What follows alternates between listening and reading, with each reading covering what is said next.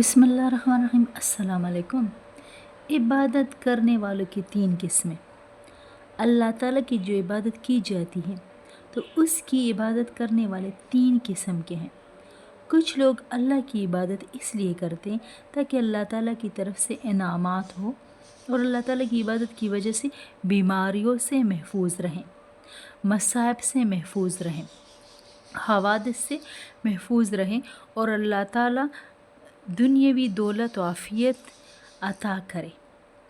सिर्फ़ उन्होंने दुनिया को मकसद बनाया, अल्लाह की इबादत के लिए सबसे घटिया चीज़ को मकसद बनाया। नंबर 2, दूसरे दर्जे के हैं वो लोग जो अल्लाह की इबादत इसलिए करते हैं ताकि जन्नत कमाए।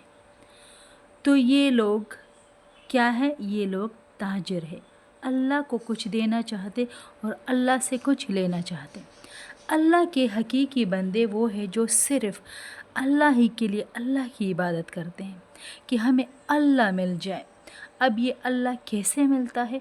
हम अपने मालिक से कितने दूर, हर चीज़ हर वक़्त हमारी सोच में, दिल और दिमाग में घूमती रहती है, कोई लम्हा खाली नहीं होता।